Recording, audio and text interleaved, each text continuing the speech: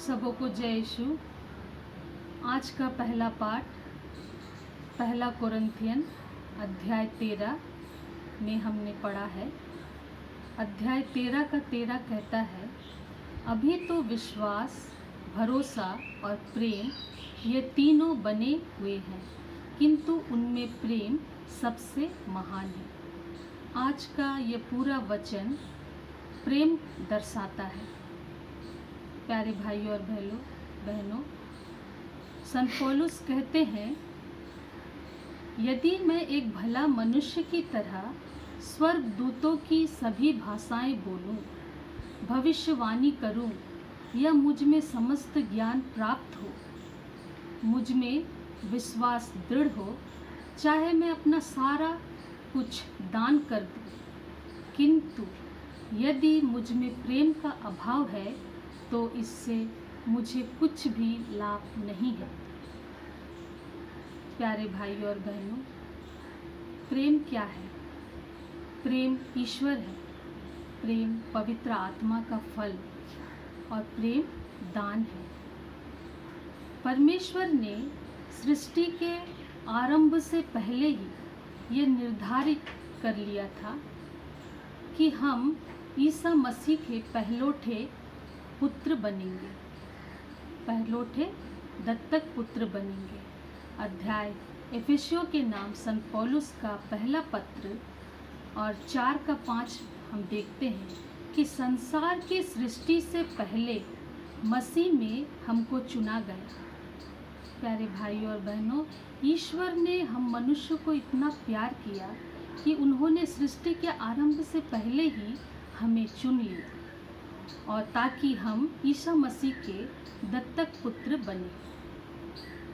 और इस वचन में कहा गया कि ईश्वर ने निर्धारित किया कि हम ईसा मसीह द्वारा उनके दत्तक पुत्र बनेंगे। इसलिए ईश्वर ने अपने निस्वार्थ प्रेम का प्रमाण दिया। यूहन्ना 3 का 16 में हम पढ़ते हैं कि ईश्वर ने संसार से इतना प्रेम किया कि उसने अपने इकलौते पुत्र को अर्पित कर दिया, ताकि हमारा सर्वनाश ना हो और हमें अनंत जीवन प्राप्त हो। उस अनंत जीवन हमें देने के लिए ईश्वर ने हमसे इतना प्रेम किया, निस्वार्थ प्रेम।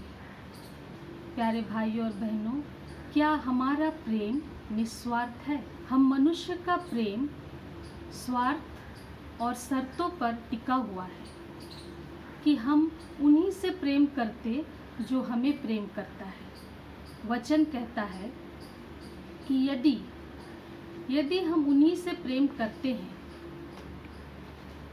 क्या हमारा प्रेम निस्वार्थ है?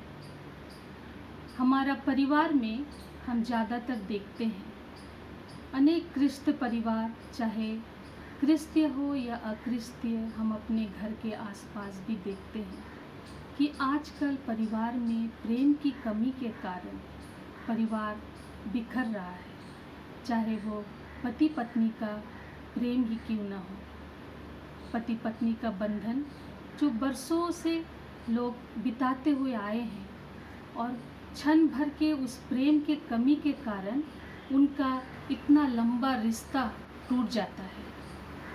भाई बहन में मन मुटाव के कारण प्रेम की कमी वहाँ नज़र आती है। सास बहू में मेल मिलाप की कमी, बेटी और माँ का रिश्ता नहीं बन पाता। हम रूत के ग्रंथ में पढ़ते हैं कि नोमी और रूत जो सास और बहू का रिश्ता था, एक साधारण स्त्री होकर उनका चर्चा वचन में हम करते हैं। जब कभी भी हम पुराना नियम का रूत का ग्रंथ पढ़ते हैं तो उसमें हम सुनते हैं कि किस तरह नोमी और रूत का रिश्ता था, सास बहू का नहीं बल्कि एक माँ बेटी का रिश्ता। उनका प्रेम, उनके बीच के प्रेम को दर्शाता है उस वचन जब हम पढ़ते हैं। और कई बार हम अपने जीवन में देखते हैं, जब हम इस वचन को पढ़ते हैं, कोरिन्थियों के नाम संत पौलुस का जो आज का पत्र है, अध्याय 13 का 4 से हम जब पढ़ते हैं 7 तक, कि उस प्रेम के उस शब्द में हम अपना नाम को रख कर पढ़ेंगे, तो वचन हमें बताता है कि हम कितने दूर हैं इन सब बातों से। ईश्वर का वचन यहाँ कहता है, प्रेम सहनशील और दयालु है। प्रेम ना तो ईर्ष्या करता और ना डिंग मारता, न घमंड करता है। प्रेम अशोभनीय व्यवहार नहीं करता। वह ना तो झुंझलाता है, ना बुराई का लेखा रखता है। वह दूसरों के पाप से नहीं, बल्कि उनके सदाचरण से प्रसन्न होता है। मैं जब भी इस वचन को पढ़ती हूँ, मैं इस प्रेम के शब्द में अपना नाम लेकर जब पढ़ती हूँ, तो मुझे अपने आप में शर्मिंदा महसूस होता है कि इसमें कितना अच्छा शब्द कहा गया कि प्रेम सहनशील है। तो हम अपने आप को जांचते हैं उस वक्त, क्या मुझ में वो सहनशीलता है? क्या मुझ में वो प्रेम है? क्या मुझ में उस बुराई का लेखा लेने का भावना है?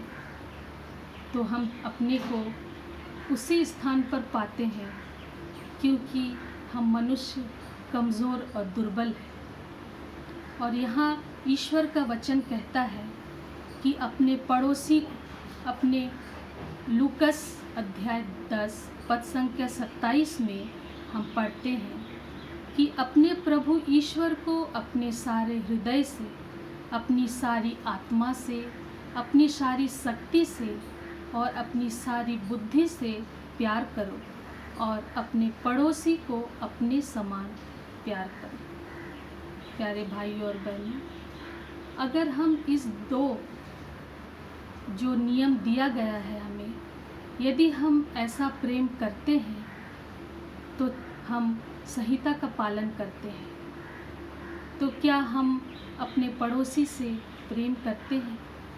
आज के इस वचन में पड़ोसी कौन है? क्या हमारा पड़ोसी हमारे घर के जो आसपास, हमारे मोहल्ले के चारों ओर जो रहते हैं, क्या उस पड़ोसी के विषय में कहा गया है? जी नहीं। हमारा पड़ोसी वही है जो हम एक घर में, एक छत के नीचे रहते हैं। हम अपने पति, अपने बच्चों से बहुत प्रेम करते हैं, लेकिन हमारे परिवार में जो बाकी सदस्य रहते हैं, क्या हमारा प्रेम उनके प्रति निस्वार्थ रहता है? जी नहीं। कभी कभी आपसी मनमुटाव के कारण, कभी कभी हमारे जीवन में कुछ ऐसे अत्याचार का जो वो मोड़ आ जाता है, उस समय हम टूट जाते हैं और हमारा प्रेम कमज़ोर पड़ जाता है, और हम उस समय उनसे ईर्ष्या और जलन करने लगते हैं।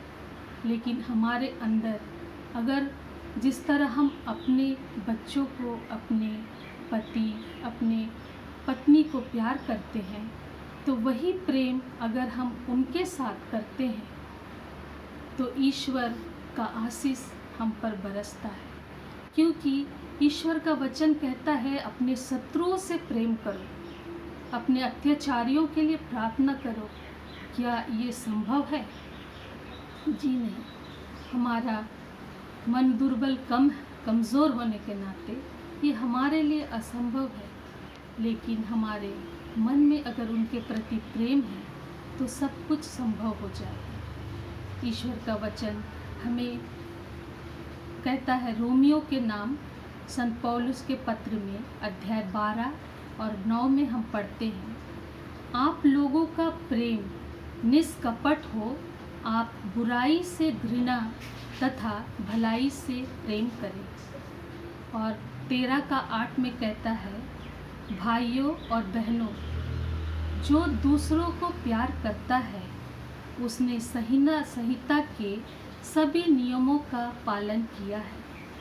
और लूकस 6 का 27 में कहा गया वचन कहता है कि अपने शत्रुओं से प्रेम करें। आज कलीसिया 2 धर्माध्यक्षों के पोप संत कर्नेलियुस और संत बिशप सन सिप्रियन के बारे में याद करती है। सिप्रियन लिखे थे, you can not have got for your father if you do not have the church for your mother. उन्होंने अपने को उत्साही गडेरिया और निर्भीक शहीद के रूप में अपने को दर्शाया, अपने को लोगों के सामने में प्रस्तुत किया। कलीसिया की एकता के लिए सारी शक्ति से, निष्ठा से उन्होंने कार्य किया। इससे पता चलता है कि आशा, प्रेम, इन तीनों में उन्होंने प्रेम को महान दर्शाया है। कर्नेलियुस रोम में उनका मृत्यु हुआ और 5 साल बाद सिप्रियन के भी मृत्यु हो चुकी थी। आइए हम उन्हें सम्मान दें, ताकि आज ही नहीं आगे भी हम उन्हें सम्मान दें।